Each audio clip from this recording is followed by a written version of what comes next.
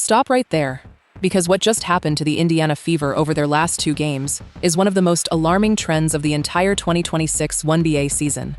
Caitlin Clark, one of the best pure passers anywhere in basketball right now, finished the first half against the New York Liberty with 2 assists. 2.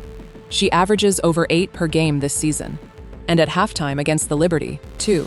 But that number is not the most alarming part. Watch the footage from those Liberty possessions and you will see the same image repeating over and over. Clark is not at the top of the key initiating. She is not bringing the ball up and reading the defense. She is parked in the corner, arms loose, standing off ball, watching somebody else try to create something out of nothing. While the single most dangerous playmaker on this roster waits quietly for a catch-and-shoot look that may or may not ever come.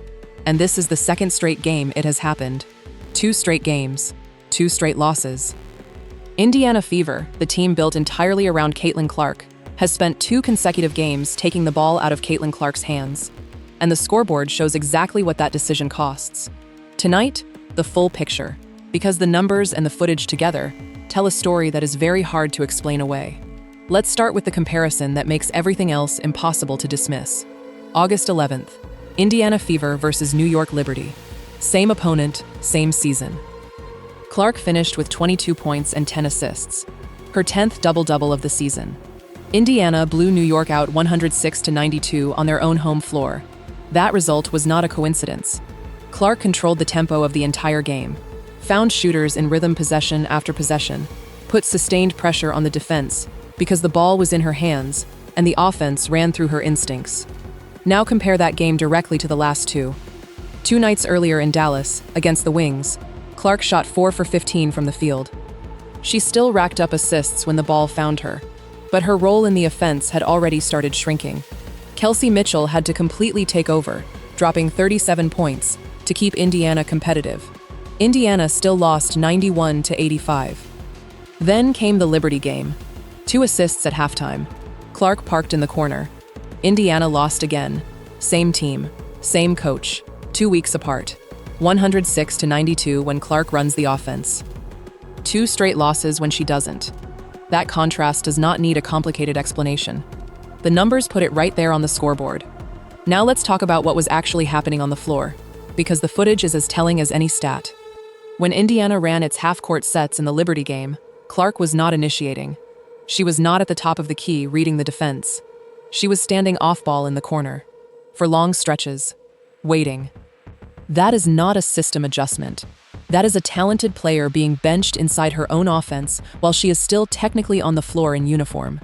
And there was a moment that crystallized exactly what Fever fans have been watching. White pulled Clark off the floor immediately after a miss. Not a timeout, not a dead ball, not a natural rotation in a stoppage. A miss, followed by a hook, followed by Clark walking to the sideline while the Liberty kept right on playing. Fever fans watching live noticed it instantly, because this has stopped being a one-off coaching decision. This is now a pattern across 2 consecutive games, against 2 different opponents, in 2 different cities. Same result.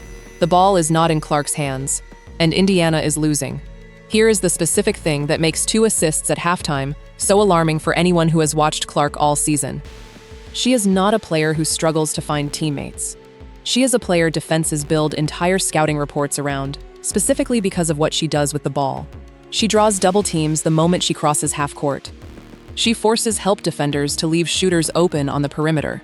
She creates spacing that makes every teammate's job dramatically easier just by having the ball in her hands. When you take the ball away from her, you are not simplifying the offense. You are removing the team's single biggest structural advantage over every opponent on this schedule. A tweet circulating right now says it exactly right. Quote, "The Indiana Fever have somehow managed to turn Caitlin Clark into a role player. Absolutely insane." And the assist number is the proof. 2 in an entire half. From a player averaging 8 per game. That does not happen because Clark forgot how to pass. That happens because the ball is not in her hands. And the ball is not in her hands because of how this offense is currently being run. Now let's be fair, because fairness matters here. Stephanie White is not a random hire. She is a championship-level coach with a legitimate resume. And Clark has a documented back issue that has required real workload management at multiple points this season.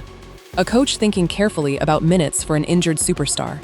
That is not incompetence. That is responsibility. But here is the distinction that matters. 2 assists at halftime is not a workload management decision. Standing in the corner for entire possessions is not a back injury precaution. Those are fundamentally different decisions. White spoke to reporters after the Liberty loss about rotations and ball movement and spacing the offense properly. All reasonable things to say in a press conference. But reasonable words at a podium do not change what Fever fans watched on their screens in real time. You can talk about equal touches and offensive balance all you want. It still does not explain 2 assists at halftime from the best pure passer on this roster. And it definitely does not explain her standing quietly in the corner while somebody else tries to manufacture offense from scratch. Respected voices around the league, including Swin Cash on national television, have weighed in on exactly how much the ball should be in Clark's hands. That is a legitimate philosophical debate. But the results of this specific approach over these 2 specific games are not a matter of opinion. They are sitting on the scoreboard. 2 losses. 2 games without Clark running the offense. 1 result.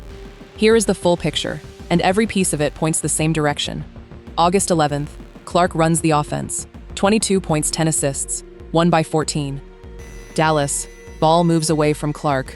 Mitchell needs 37 to keep it close. Lost by 6. Liberty, Clark parked in corner. 2 assists at halftime. Lost. The pattern is 3 games long now. And the Fever are in a genuine playoff race. Every game matters. Clark is not the problem. She has not stopped being the most dangerous offensive weapon on this roster. She has not stopped being the player every opposing coaching staff spends scouting reports trying to stop. What has changed is how much this coaching staff is willing to let her be that player in the moments that matter most. Every player misses shots. The real measure of trust in a superstar is whether the ball comes back to her on the very next possession.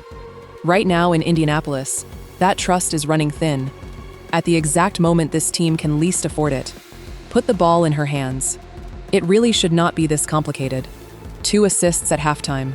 Standing in the corner. 2 straight losses. Same coach, same team. 2 weeks ago, 22 points, 10 assists. Won by 14. The scoreboard has answered the question. Subscribe for daily WNBA and Fever coverage. Drop a comment. Is this an injury management decision that makes sense? Or has the offensive philosophy around Clark genuinely changed in a way that is costing this team wins? Because the numbers from August 11th versus the last 2 games make the answer pretty clear.